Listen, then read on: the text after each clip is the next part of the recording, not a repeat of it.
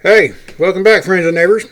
Your old buddy Brad here, and you haven't seen anything new from me since New Year's. I apologize for that, but it couldn't be helped.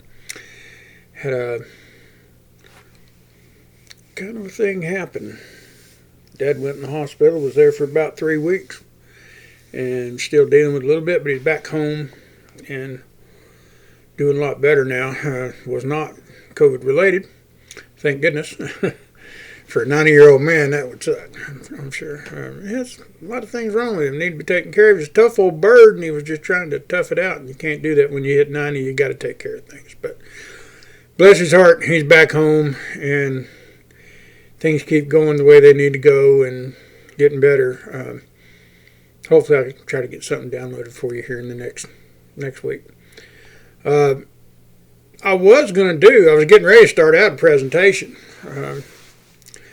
Kind of a discussion on Federal's new be-all, end-all 30 super carry, greatest thing since sliced bread for concealed carriers in 100 years, Goldielocks cartridge. As far as what they're touting it out to be, I mean, really, it's like filling the niche between 380 and 9 mil. Pardon me, but did you ever hear of the Makarov? It's right there, man. Been doing a great job. Maybe they're discounting it because instead of it being a true 9 mil at .355, it's .365. So I don't know. Maybe they'd rather we call that a 9.6 mil. Anyway, so I was getting ready to do that, and then all hell broke loose, and everybody had to go to the hospital, and I had to play driver and chauffeur and gopher getter and rat killer, and it's just been a hell of a month of January.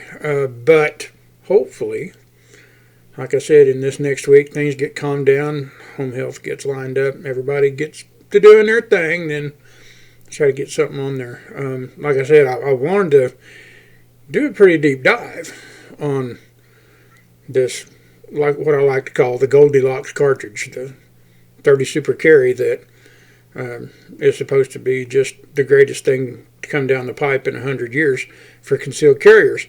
And I kind of take a little bit of umbrage at that statement because 100 fucking years ago, you didn't carry a gun concealed unless you were a cop, okay? Wasn't a whole lot of concealed carry licensed or constitutional carry going on. So, 100 years, I don't know, man. But anyway, I just wanted to get this out. It's just kind of a short little deal. Let you folks know that I haven't fallen off the face of the earth, regardless of how flat it may look right now, because things are so weird. The medical industry, anybody out there that's having to deal with that right now, regardless of what it's related to, oh my God. Man, it's a system I wouldn't want to be in charge of right now. That's horrid. It'll bend your brain, folks. So anyway, thanks for, stopping by and checking this out, if you did. And like I said, give me a little time. Hopefully by the end of the week, I'll have the rest that I need, and these bags won't be quite so big. And get a little something lined up and get some filming done and maybe make a little noise. And I've been waiting on Springfield to start shipping Ronins out in the 10 mil auto because I really want to do one on that. But I don't know what's going to happen with that. If you've been paying attention to what's been happening, Springfield cranks out the SA-35, and it's going to be the latest and greatest, and turns out a lot of people doing reviews found some really bad stuff. And, TriStar and Kinsley and all these other people are doing the clones. And then wouldn't you know it, at SHOT Show, FN steps up and says, "We're bringing it back." Great. Yeah, $1,300 for a blue one, $1,400 for a stainless steel. Yeah, I'll be putting my name on the list for that. Yeah, no. There's some hijinks going on there. Somebody ought to look into that shit. Okay? Somebody needs to look into that shit. There's too much going on. Just to be coincidence. I don't believe in coincidence. But anyway, like I said, we're going to try to get a little more in depth on that 30 super carry, because as far as I'm concerned, it's an answer in search of a question. They say that they're filling a niche, but there's really no niche to fill unless you want to try to find a really narrow one and put it right in there with a 100 grain bullet at 1,200 feet per second. I really, like I said, it's a Goldielocks bullet. It's not too hot. It's not, it's not 9 mil plus P, and it's not too cold. It's not 380.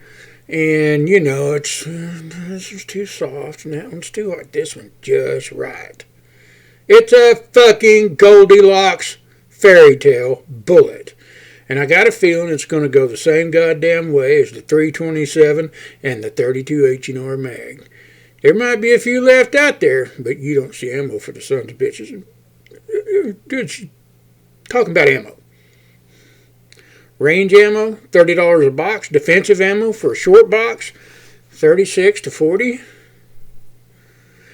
And then you're going to go buy a new gun. And if you don't want the Smith & Wesson Shield one, you can get one of them Nighthawk Customs. Oh boy, get the $4,000 or $5,000 fucking dollars. I would submit, we don't need a new gun. We don't need a new cartridge.